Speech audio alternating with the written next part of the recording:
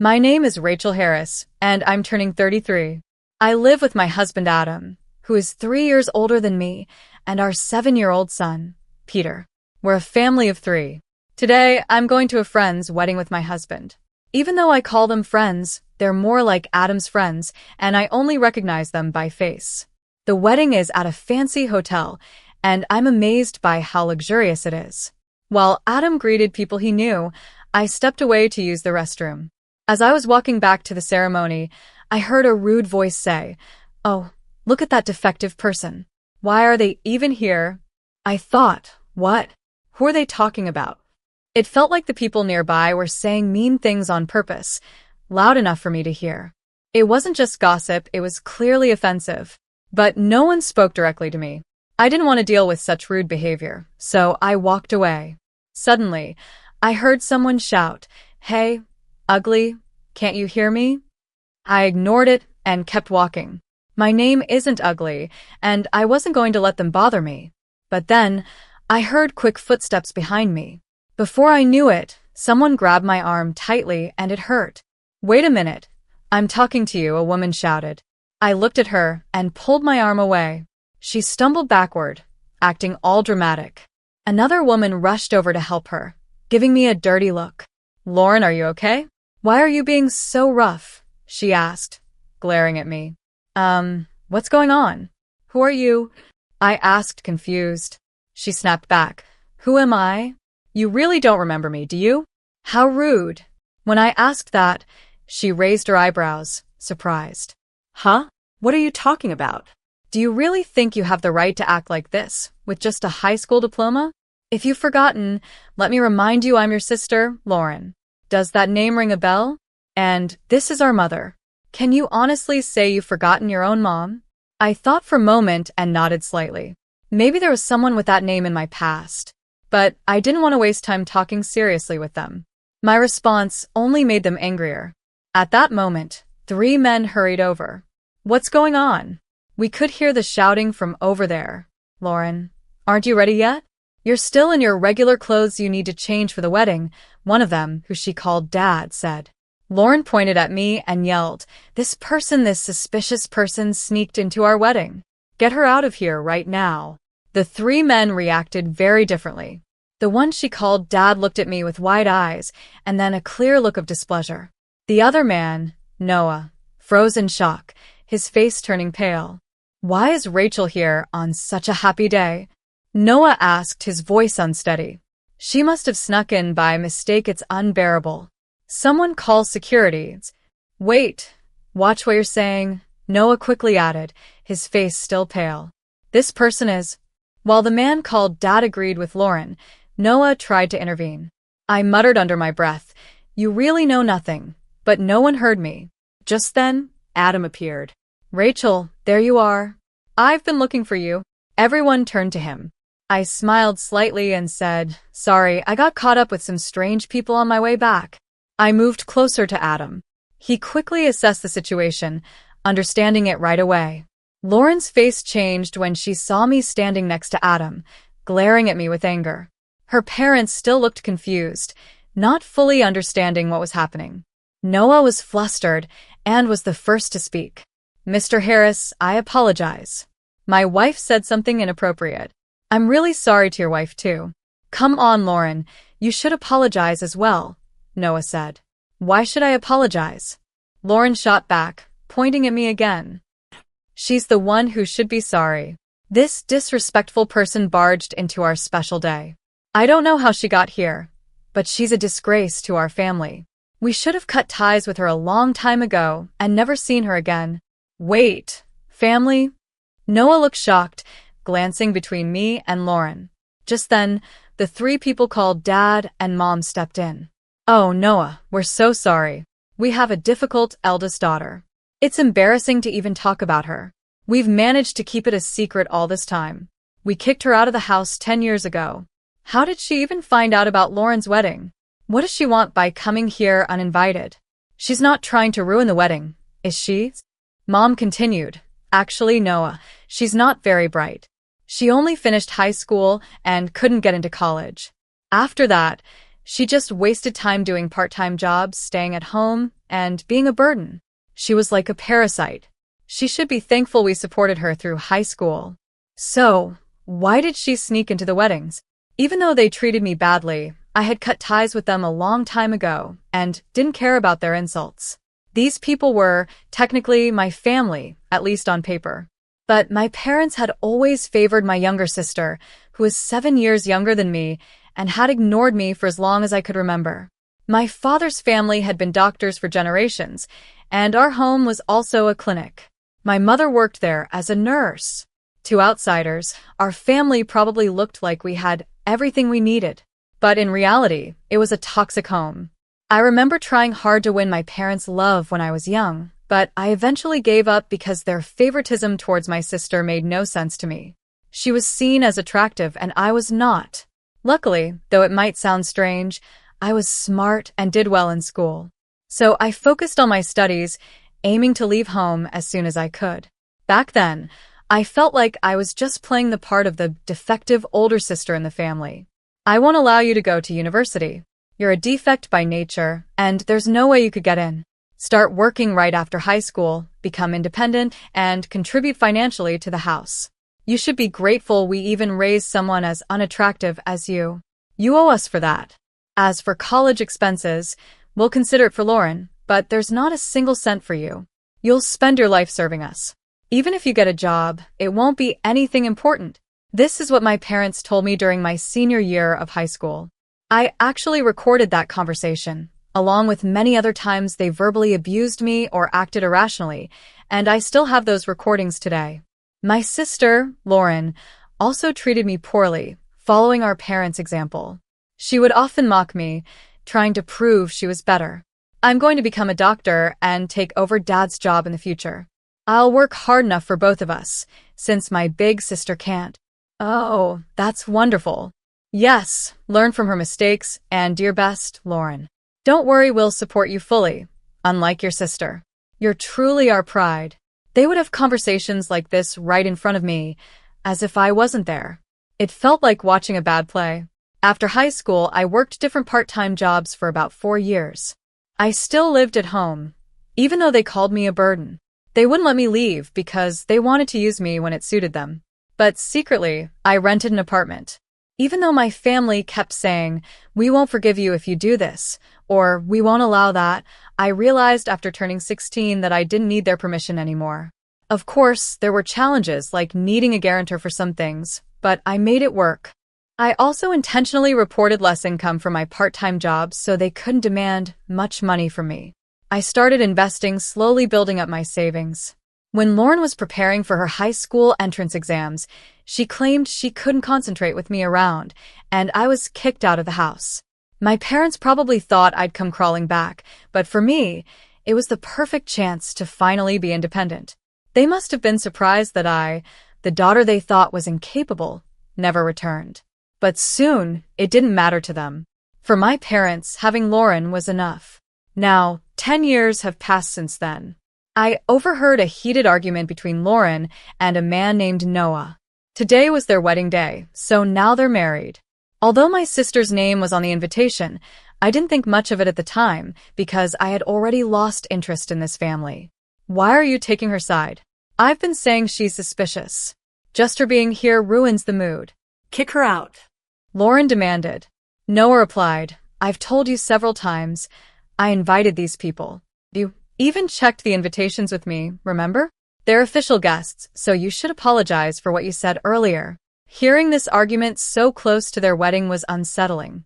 Just then, my father suddenly looked surprised and said, Wait, isn't he the son of the head of Harassed General Hospitals? My mother was equally surprised. Harassed General Hospital? The famous one? He's the son of the head doctors? Lauren added, shocked. In the middle of their stares, Adam introduced himself with a smile. Nice to meet you. I'm Adam Harris, and this is my wife, Rachel. Adam's parents are well-known doctors who have managed a hospital for years, and Adam is being trained to follow in their footsteps. Hearing this, my parents were amazed. Noah then spoke up. It's unbelievable, but to think that Dr. Harris's wife is my wife's sister, what a coincidence. That means we're related now. Unable to hide his surprise, Noah apologized. Dr. Harris, I'm sorry if my son has caused any trouble in the past. Before he could say more, I cut him off. My sister's husband, Noah Schnapp, is a doctor and works at a university hospital. I took my son to see him recently because he wasn't feeling well, but that's all. Adam has many connections with doctors, and it seems Noah respects Adam a lot. Noah then asked, how's our feeling now? Based on my diagnosis, he should start treatment right away. I suggest you take him to my hospital for tests and hospitalization. Although Noah was kind in his offer, I replied, actually, we've decided to get a second opinion from another doctor. It's important to be sure. Noah looked surprised by my response. I sensed that he wanted to treat my son as a special case, but I was uncomfortable with the idea of my child being seen as just another opportunity for profit. I politely declined his offer with a smile, but suddenly, a mocking laugh echoed through the room. Why are you acting like that?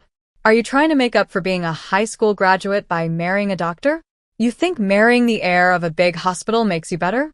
You're still the same. Your education hasn't changed, and you think too simply.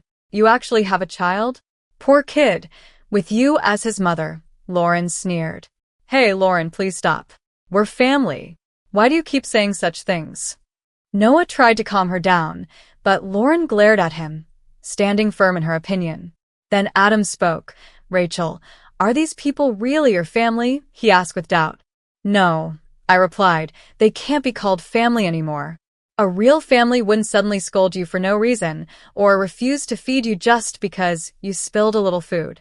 They wouldn't give me old, second-hand clothes they found in a dumpster while laughing and comparing them to the fancy clothes they gave my sister. They wouldn't throw away my school materials, saying I'm too stupid to need them, or ruin my textbooks by soaking them in water. I continued, a real family wouldn't strip you naked in the winter for not lending a book to your sister, or lock you in a hot shed in the summer. They wouldn't sell your belongings behind your back or tell you directly that you're expected to work for them for life. People in town noticed the unfair way the clinic treated us and suspected abuse. It's no surprise no one takes their kids to their clinic anymore. It's amazing no one reported it when we were younger. Now their business is failing, and they don't even realize it's their fault. As I calmly revealed the cruel things from my past, Noah looked shocked. My parents were equally stunned when they realized I knew about the clinic's financial struggles since I left. My in-laws had discovered this information while investigating, deeply sympathizing with what I went through. Adam felt the same and had looked into my parents' clinic, possibly as a form of justice. Lauren interrupted, shouting, Stop it. Stop lying. We didn't do any of that. It's your fault for being a failure. Noah, don't believe her. But it was too late. Noah looked at her with disdain. I thought to myself, none of this would have happened if she had just ignored me and walked away back then. But then Noah spoke up. No, actually, it's you who's lying. Me? Lying about what? Lauren responded in disbelief. That Mrs. Harris only graduated high school. She has a college degree, is a successful businesswoman, and the CEO of a company that provides food for hospitals, including ours, Noah explained. CEO, my sister gasped in shock, staring at me like she couldn't believe it. My parents looked just as surprised. Stop lying. She's just a high school graduate. Are you saying she went to college behind our backs without us knowing? My mother accused. Yes, I did go to college, I replied calmly. I was already an adult, and I didn't need to tell strangers who aren't my family. What are you saying? How can you speak to your parents like that? We didn't give you permission to go to college, my father shouted. Why would I need your permission? I replied calmly, and they couldn't hide their anger. After high school, I worked various jobs and saved a good amount of money. I used that money to pay for college because there was still so much I wanted to learn and achieve. Living on my own gave me freedom, and I proved I could do anything. While in college, I started my own business. That's also when I met my husband. Looking back, it fills me with a lot of emotion. Meanwhile, my sister mumbled to herself, her face pale. I can't believe it. I always thought she was the useless sister who couldn't do anything on her own, that she would be nothing after being kicked out. But she graduated from college, became a CEO, and married the heir of a major hospital. Why? I thought I would be the successful one. Why is she more successful than me? Why does she look happy? Why indeed? I replied. Maybe it's because, despite being treated unfairly, I never gave up and kept working hard. Maybe luck helped a little too. I looked at my sister firmly, then revealed something shocking. By the way, I heard you dropped out of middle school. Is that true? This revelation left everyone, including my parents and Noah, completely stunned. What? What are you talking about? Who dropped out of middle school? My sister snapped back, though I admired her attempt to deny it. I heard from a distant relative, someone who has always been kind to us. I continued. When I left home, you thought you could easily get into a top school without studying.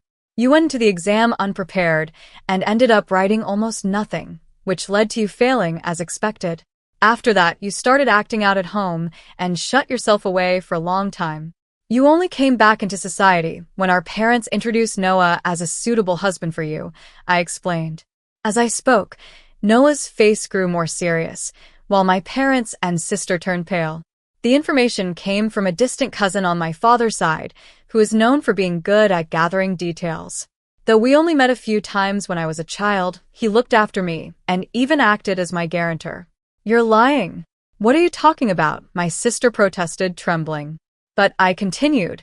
Actually, the claim that you work in medical administration is also false, isn't it? In reality, you don't have the qualifications and you're only doing basic tasks, not handling any real responsibilities. At least some professional ethics are being followed. Stop it. You're lying. All of it is false, she cried out. Maybe, I replied calmly. What I heard was just a rumor. Whether you believe it or not is up to you. At that, my sister quickly turned to Noah, studying his face. He looked doubtful, confused, and clearly disappointed. Lauren, you told us you graduated from a prestigious women's university, had qualifications, and were helping with your family's hospital. Was that all a lie? Falsifying your academic background is fraud. Have you deceived me? Noah asked her directly. No, Noah. Don't just believe her. You're my husband, you should trust me, she pleaded. Then name even one professor from the university you claim to have graduated from, he challenged her. Flustered, my sister struggled to respond. That's not important right now. Really? Well, let's call a professor from the department you said you attended. They're also a family friend and know us well, Noah proposed, ready to find out the truth. As he said this, Noah calmly picked up his phone. Please stop. That's not necessary, Noah, she pleaded, panicking. You trust me.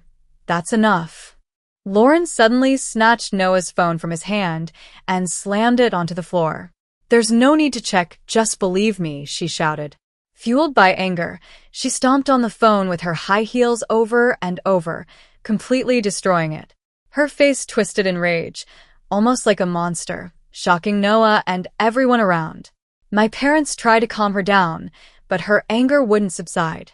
The scene caught the attention of other guests and staff, who gathered around, concerned. The venue turned chaotic with the sudden outburst. Even though I was there, it felt like I was watching from a distance. I no longer felt any connection to my sister or my parents. My family now was just my husband and son. Shall we go home? I think we've done our part here, I said to Adam. He looked a little surprised and asked, Are we leaving already, Rachel? I smiled calmly. It's okay, let's go. Oh, and let's stop by the cake shop in this hotel and get some cake. I heard there's one that's really popular right now. Adam smiled and agreed. That sounds like a good idea. Let's pick up a cake on the way home. We left the venue with a light laugh. Later, I heard that Noah got involved in a lawsuit for giving false diagnoses and overcharging patients. After that, my former parents, facing serious financial trouble, tried to reach out to me for help. Not knowing how to contact me, they showed up at the hospital where Adam works, hoping to see us. She's the daughter-in-law of the hospital heir. She's our daughter. Let us see her right away. Contacting the son of the hospital director will solve our problem. We're in big trouble, and we need her help. After all, we raised her, so it's only natural for her to support us, they loudly proclaimed at the reception, causing a scene. But it wasn't Adam or me who responded, it was my parents-in-law. With a firm look, they asked, What business do you have with our daughter? My parents, clearly unsettled, froze and quickly left the hospital. They tried to reach out several times after that, but they never focused on fixing their own problems. Eventually, their hospital had to close down. When I heard about the closure of my parents' hospital, I didn't feel much emotion. Instead, I felt a sense of relief, like they were finally facing the consequences of their actions. It was one of the most refreshing moments for me. Later, I learned that Lauren and Noah had divorced. I was surprised their marriage had even lasted a few months. The lawsuit Noah was involved in, along with his dismissal from the hospital, must have seriously damaged their relationship. Lauren always seemed determined to outdo me and find greater happiness, but she kept making bad decisions. Her first mistake was starting an affair with an older, married doctor, thinking it would help her gain a better position. But when the affair was discovered, the doctor's wife demanded compensation, and it became a big issue. Desperate, Lauren turned to our parents for help, but they disowned her, calling her a disgrace to the family. I don't know what happened to her after that, but she had struggled since failing her high school entrance exams and had spent a long time isolated at home. She ended up working in shady places, facing many hardships that affected her health, and eventually left her homeless. Hearing these stories made me lose interest in her completely. Meanwhile, my former parents, now nearing retirement, are struggling to find jobs as doctors or nurses. No hospital will hire them because of their bad reputation, which likely stems from how they treated me and others in the past. They are just people from my past now, and I no longer think about them.